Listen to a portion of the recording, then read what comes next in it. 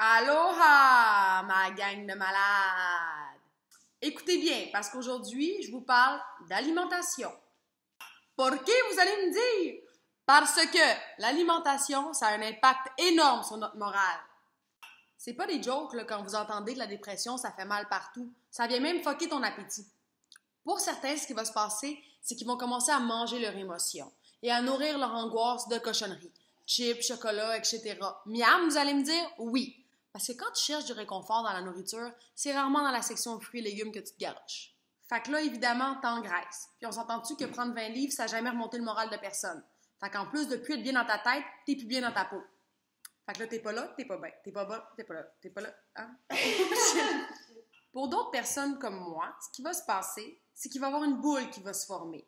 Une boule composée d'un soupçon d'anxiété, d'une cuillerée d'angoisse et le tout saupoudré de mal-être. Et selon mon expertise, la boule va se former exactement dans cette région-ci, ici, pour ne plus décoller et laisser passer aucun aliment. Mais, contre toute attente, j'ai réussi à trouver un petit aliment qui, grâce à son pouvoir fondant, réussissait à se frayer un chemin et à contourner la boule. Donc, au bout de 2 semaines de ce régime détox, mon énergie était toujours à zéro. C'est là que j'ai décidé de quitter M. Freeze et de poursuivre ma route avec quelqu'un d'autre.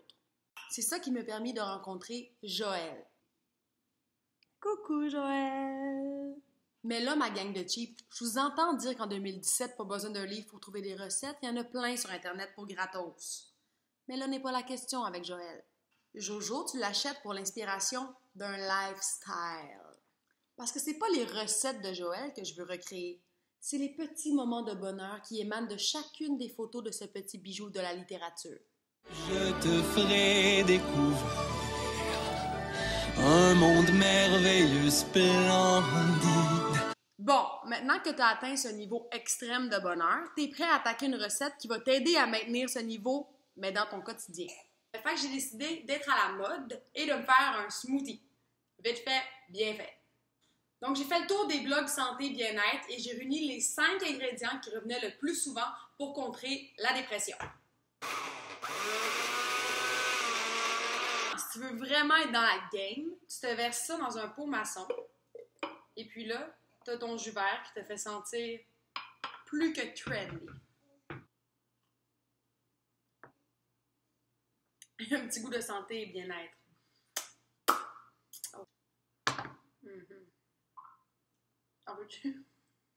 Ce qu'on retient cette semaine, c'est que c'est vrai que l'alimentation est à la base d'une bonne santé mentale et physique. Si tu manges pas bien, tu seras pas bien. Si tu manges pas, tu seras pas là. Mais je sais qu'au début, ça nous tente pas, puis qu'on n'est pas motivé, puis qu'on veut pas cuisiner. Mais après quelques jours, je vous le dis, on y prend goût. Et en cas de détresse, si jamais tu arrives à l'épicerie et tu n'as pas d'inspiration, c'est facile. Il y a la recette du bonheur. C'est un filet mignon, 4 couleurs de poivrons, c'est des pâtes, des sardines, Mathieu sort de la piscine, c'est des fraises du Québec qu'on a tout le tour du bec, c'est un pique-nique au parc, c'est les burgers de marque. C'est tomate, avocat, la paille, la Maria. C'est une brochette d'amis, bien fraîche et salami. C'est une tranche d'émental à faire voir des étoiles.